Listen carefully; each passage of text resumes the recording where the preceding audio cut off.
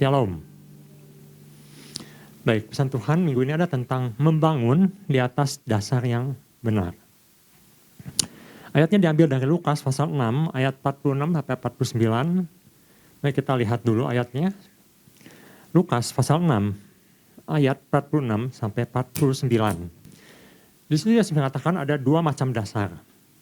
Ayat 46. Mengapa kamu berseru padaku, Tuhan, Tuhan, padahal kamu tidak melakukan apa yang aku katakan. 47, setiap orang yang datang padaku dan mendengarkan perkataanku serta melakukannya, aku akan menyatakan padamu dengan siapa ia dapat disamakan. 48, ia sama dengan seorang yang mendirikan rumah. Orang itu menggali dalam-dalam dan meletakkan dasarnya di atas batu. Ketika datang air bah dan banjir melanda rumah itu tidak dapat digoyahkan, karena rumah itu kokoh dibangun.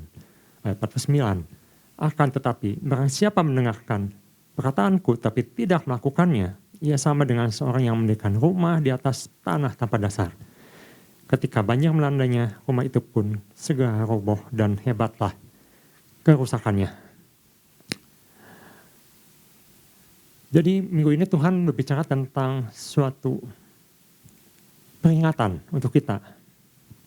Saya akan bacakan pesan Tuhannya. Tuhan memperingatkan kita akan ada suatu dampak bila orang percaya tidak mendapatkan fondasinya pada Kristus. Ada yang berserakan dan berkelimpangan ketika air bah datang. Ya, ini suatu peringatan yang cukup keras untuk saya. Karena saya mendengarkan pesan Tuhan di minggu ini. Karena dikatakan kalau kita tidak berjaga-jaga, kita tidak berhati-hati, kita tidak membangun dengan baik fondasi kita, dikatakan ada yang berserakan. Ada yang berkelimpangan, ada yang berjatuhan. Jadi kita perlu menganggap serius pesan ini. Karena ketika seorang membangun di atas fondasi yang rapuh, itu akibatnya bisa fatal. Contohnya, pada tanggal 24 Mei tahun 2001, pada saat acara pernikahan di Yerusalem, Israel, kejadiannya. Ada satu gedung, namanya gedung Versailles Wedding Hall. Apa yang terjadi? Ketika acara itu dimulai, acara itu berlangsung, tiba-tiba gedung itu kolaps, runtuh begitu saja. Dan akibatnya ada 380 orang terluka dan 23 orang tewas. Bisa kita bayangkan, sedang mengadakan acara. Acara harusnya membawa satu kebahagiaan acara itu. Itu acara pernikahan. Tiba-tiba gedung itu runtuh begitu saja. Mengapa bisa runtuh? Karena fondasinya tidak baik. Ada contoh lain juga, tanggal 11 Desember tahun 93. Ini kejadiannya di Selangor, Malaysia. Namanya Highland Tower. Kalau tower itu artinya gedungnya tentu tinggi. Tetapi ternyata gedung ini dibangun di atas dasar tanah lumpur. Dan dicatat di sini, tiba-tiba gedung itu runtuh, hancur. Dan korbannya adalah 48 orang tewas. Sesuatu yang tidak dibangun dengan baik dan hancur runtuh, itu membawa akibat yang tidak baik. Nah, Tuhan ingin kita punya fondasi yang kuat, dasar yang kuat, dibangun atas dasar yang benar. Nah, kemarin Bapak Gembala, Pak Ishak sudah mengatakan, ada dua yang perlu diperhatikan, ada dua prinsip. Yang pertama saya akan bacakan, nanti Ibu Bapak bisa ingat-ingat kembali, bisa lihat kembali di YouTube. Yang pertama penting, membangun kedalaman sampai mengalami Tuhan secara pribadi atau deep down deep istilahnya. Terus menggali, sampai dapat apa? Sampai dapat batu, sampai dapat fondasi yang bagus, fondasi yang keras, fondasi yang benar. Dan kita harus membuang semua pasir-pasir tanah liat di atasnya. Jadi targetnya adalah sampai mengalami Tuhan. Dan kedua, dikatakan di sini prinsipnya adalah pentingnya mendengarkan firman untuk kemudian mengaplikasikannya dalam kehidupan kita dengan cara melatih diri beribadah dan melakukan 4M, yaitu mendengar, membaca, mengaplikasikan, dan mengajarkan. Ya, itu yang Bapak Gembala bawakan. Nah, pagi hari ini saya akan membuka perenungan saya tentang membangun di atas dasar yang benar. Itu seperti apa dan bagaimana? Apa yang Yesus katakan mengenai hal ini? Kita akan kembali lihat di Lukas pasal 6, di ayat 48 khususnya. Saya akan bacakan ayat 48. Di situ dikatakan, ia sama dengan seorang yang mendirikan rumah. Orang itu menggali dalam-dalam dan meletakkan dasarnya di atas batu. Ketika air bah dan banjir melanda rumah itu tidak dapat digoyahkan karena rumah itu kokoh dibangun. Jadi seorang yang mau datang dan mendengarkan. Coba diperhatikan ayat ke-47. Di situ katakan, setiap orang yang datang kepadaku dan mendengarkan perkataanku serta melakukannya. Di sini ada 3 hal yang dicatat, 3 suatu kata kerja yang dicatat, yaitu datang, mendengarkan, dan melakukan. Jadi di sini banyak orang-orang yang sebenarnya sudah melakukan hal yang baik. Sama-sama sudah datang kepada Yesus. Itu hal yang baik, hal yang bagus, hal yang benar.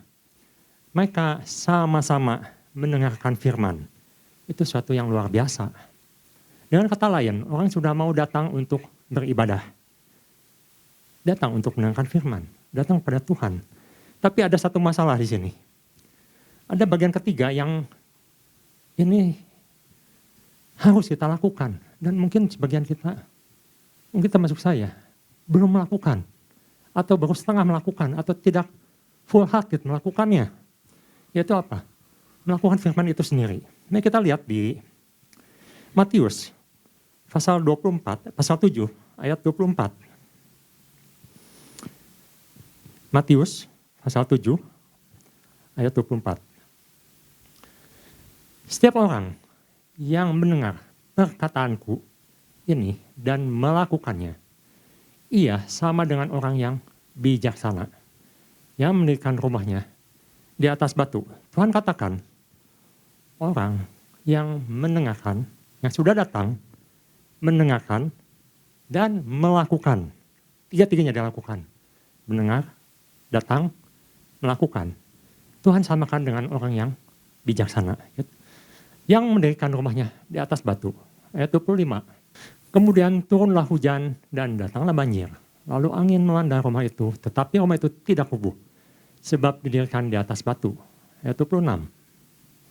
Tetapi setiap orang yang mendengar perkataanku, sama-sama datang, sama-sama mendengar, sama-sama beribadah, dan tidak melakukannya, ia sama dengan orang yang bodoh, yang mendirikan rumahnya di atas pasir. Ayat 27. Kemudian turunlah hujan dan datanglah banjir, lalu angin melanda rumah itu, sehingga rubuhlah rumah itu dan hebatlah kerusakannya. Jadi ternyata di sini ada 2 golongan. Yang satu disebut bijaksana, yang satu disebut bodoh. Bodoh dalam bahasa aslinya Yunani sebutnya moros. Fool, bodoh. Nah, saya sempat baca mengenai hal ini, mengenai psikologi yang Tuhan katakan bodoh. Di sini menyangkut bodoh dalam hal spiritual atau intelijen spiritual yang bodoh. Di psikologi itu mereka membagi-bagi, katanya ada yang disebut dengan IQ.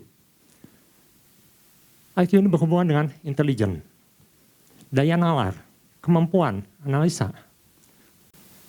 Sebutnya IQ.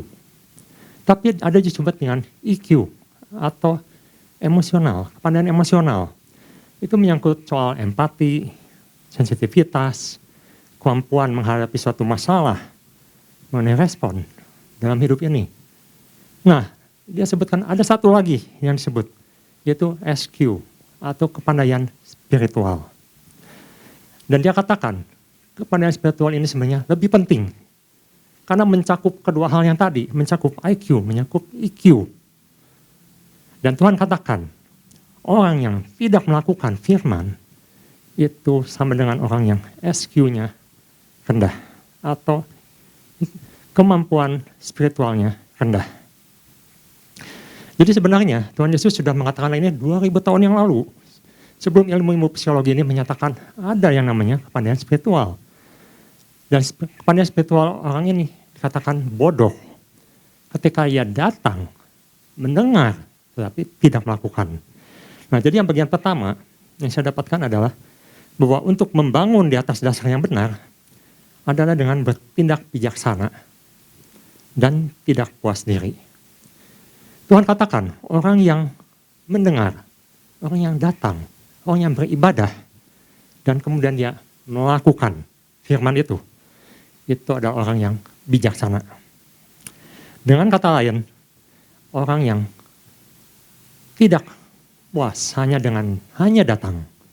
Orang yang tidak puas hanya dengan mendengarkan saja firman. Tapi orang yang melakukan firman itu. Dan itu Tuhan katakan bijaksana. Orang ini adalah melakukan pembangunan di atas dasar yang benar. Mari kita lihat. Lukas pasal 10 ayat 25 sampai 28. Di sini Tuhan mengatakan ada seseorang yang datang kepada dia, mendengarkan firman Tuhan. Orang ini tahu firman. Pada suatu kali, berdirilah seorang ahli Taurat untuk mencoba Yesus. Katanya, Guru, apa yang harus kuperbuat untuk memperoleh hidup yang kekal? Ayat 26. Jawab Yesus kepadanya, apa yang tertulis dalam hukum Taurat? Apa yang kau baca di sana?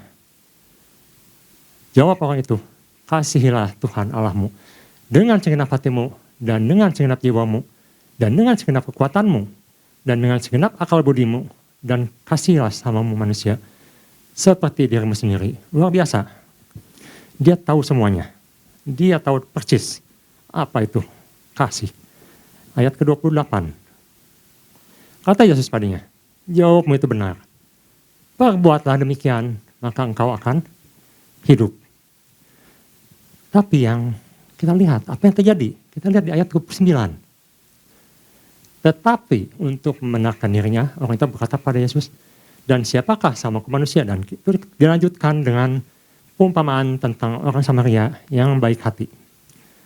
Dengan kata lain, orang ini tahu firman.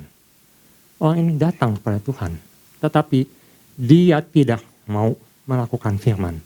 Dan Tuhan katakan, itu ada satu hal yang salah.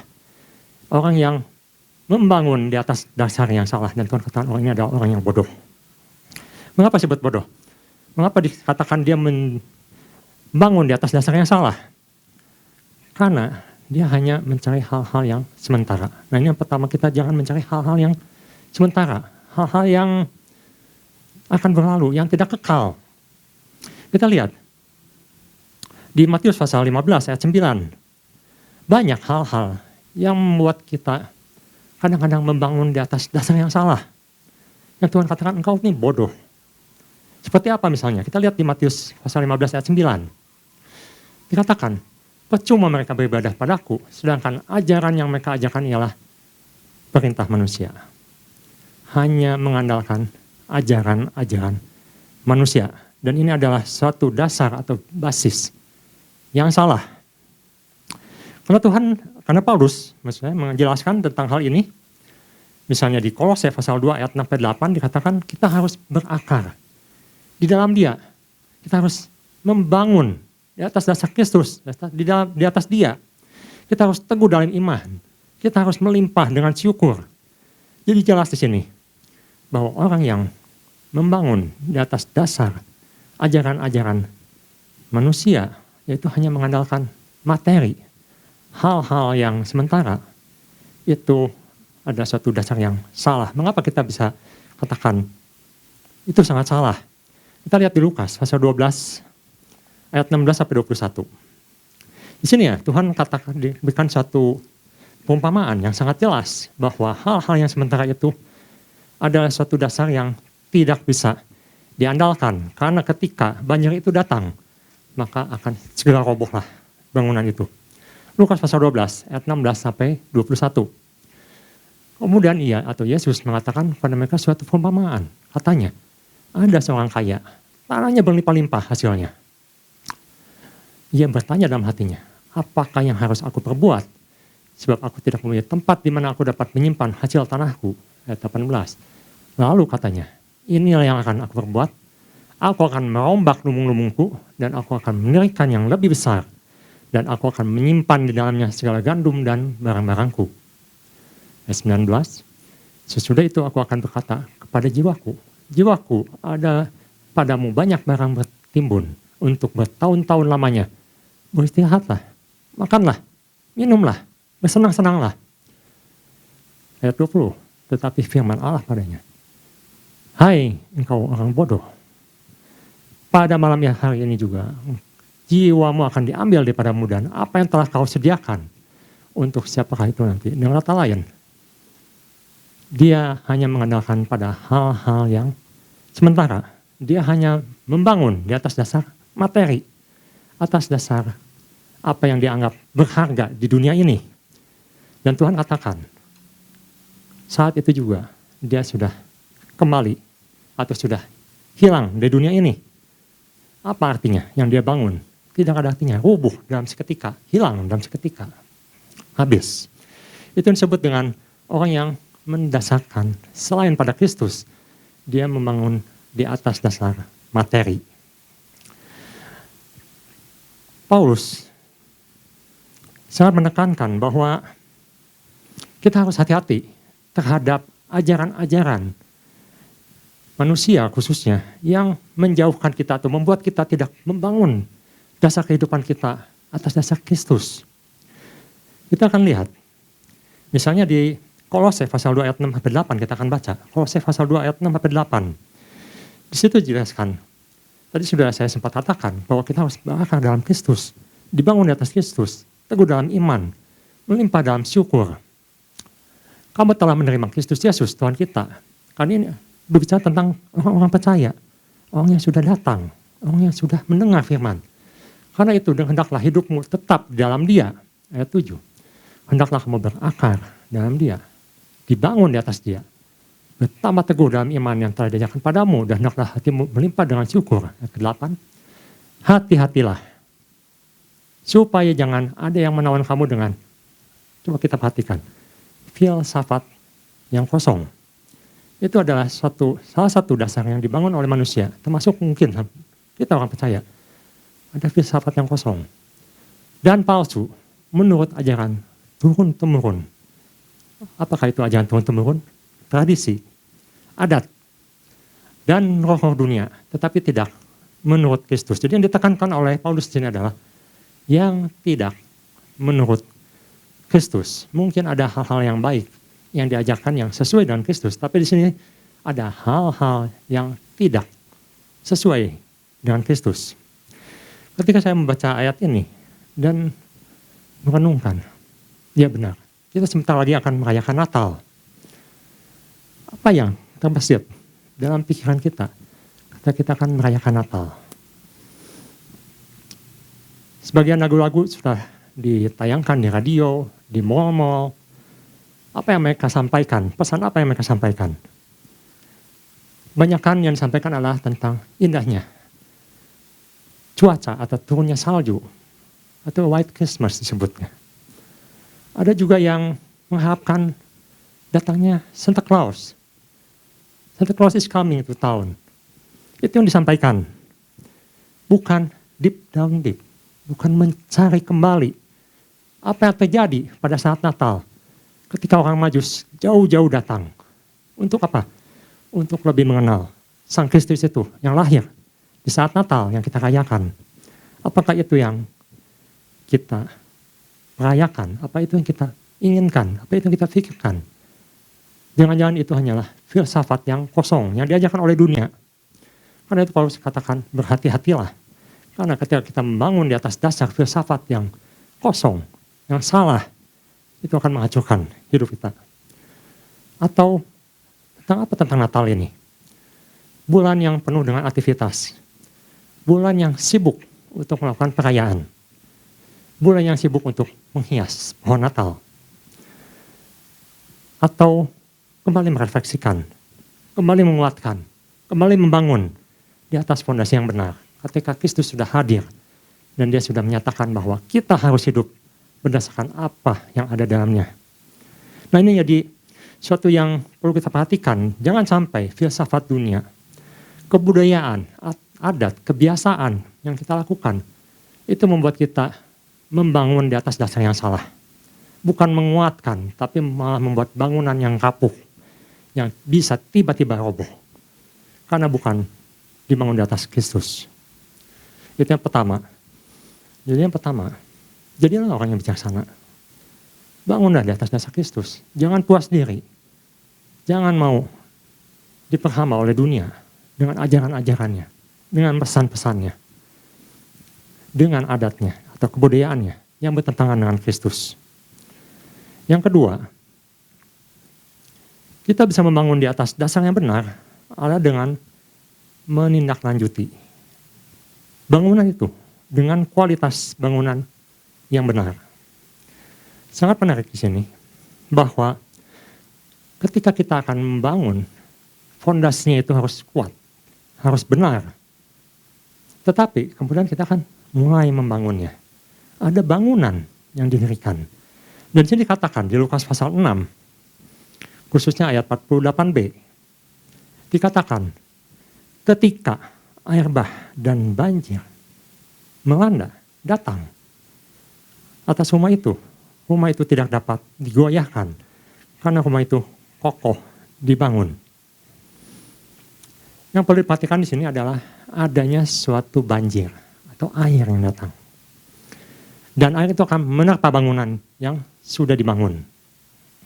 Ada bangunan yang kokoh, tapi juga bangunan ini suatu hari ada ujian yang lain. Jadi saya mendapatkan bahwa bangunan ini akan mendapatkan 2 ujian. Pertama, ujian air. Air akan menguji. Air ini, sudah Bapak Gembala katakan kemarin, kita tidak tahu kapan akan datangnya. Mungkin besok, mungkin lusa, mungkin tahun depan, mungkin 10 tahun lagi. Kita tidak tahu. Yang jelas air ini akan menguji bangunan yang kita bangun. Tetapi ada satu ujian lagi. Ketika bangunan ini juga akan diuji oleh api. Kita lihat bahwa ujian oleh api ini ada sesuatu yang pasti. Kapan itu akan diuji? Ketika hari Tuhan datang. Mari kita lihat di 1 Korintus pasal 3 ayat 11 sampai ke 13. Karena tidak ada seorang pun yang dapat meletakkan dasar lain daripada dasar yang telah diletakkan, yaitu Yesus Kristus. Entahkah orang membangun di atas dasar ini dengan emas, perak, batu permata, kayu, rumput kering, atau jerami. Sekali kelak, pekerjaan masing-masing orang akan nampak. Karena hari Tuhan akan menyatakannya. Sebab ia akan nampak dengan api. Dan bagaimana pekerjaan masing-masing orang akan diuji oleh api itu. Ternyata bangunan yang kita dirikan juga akan diuji. Diuji oleh api. Situ katakan ada orang yang membangun dengan emas, perak, permata. Emas, perak, permata itu adalah sesuatu yang mulia, sesuatu yang kuat, sesuatu yang keras, material yang mahal harganya. Material yang tahan kalau dibakar. Tetapi kayu, rumput kering, jerami itu adalah materi yang mudah terbakar, mudah patah, mudah rapuh, dan harganya lebih murah. Di sini Paulus mengingatkan bagaimana kita membangun di atas Kristus, karena ini juga ada satu hal yang penting ketika kita akan membangun. Karena bangunan ini akan diuji. Diuji oleh air ketika banjir datang, diuji oleh api. Pada api itu akan datang untuk menguji bagaimana hasil bangunan yang kita bangun itu. Apakah dia tahan api, apakah dia kuat, atau akan terbakar, habis. Jadi kita perlu mengingatkan diri kita juga bahwa dalam membangun di atas dasar yang benar pun kita perlu ingat bahwa bangunan ini adalah untuk Tuhan, bukan untuk kita sendiri. Mengapa? Karena Paulus di ayat sebelumnya mengatakan, kita akan lihat 1 Korintus pasal 3 ayat 6-8. Ayat sebelumnya Paulus katakan semuanya ini adalah bukan tentang kita. Bangunan ini bukan tentang kita, tapi ini adalah tentang pekerjaan Allah. tentang siapa kita di hadapan Allah dan apa yang Allah lakukan untuk hidup kita. 1 Korintus pasal 3 ayat 6 sampai ke 8. Dikatakan di sini, aku atau Paulus menanam, Apolos menyiram, tetapi Allah yang memberi pertumbuhan. Karena itu yang penting, lakukanlah yang menanam atau yang menyiram. Bukanlah yang menanam atau menyiram, melainkan Allah yang memberikan pertumbuhan. Baik yang menanam maupun yang menyiram adalah sama. Dan masing-masing akan menerima upahnya sesuai dengan pekerjaannya sendiri. Dengan kata lain, Paulus katakan yang penting adalah Allah yang memberikan pertumbuhan. Dengan kata lain, kepada siapakah kita mengandalkan pertumbuhan atau membangun bangunan kita itu? Apakah atas dasar kekuatan sendiri? Atau dengan kekuatan Tuhan? Apakah untuk kemuliaan diri sendiri atau untuk kemuliaan Tuhan? Nah, itu perlu kita renungkan pagi hari ini. Apa yang Tuhan sudah sampaikan bahwa dasar harus benar. Bangunan harus kuat. Itu yang Tuhan katakan. Karena ketika dasar tidak kuat, bangunan mudah hancur. Maka ketika pengujian itu datang, maka hancurlah semuanya. Baik, itu yang bisa saya bagikan. Dan biarlah kita selalu sadar bahwa semua ini adalah anugerah Tuhan.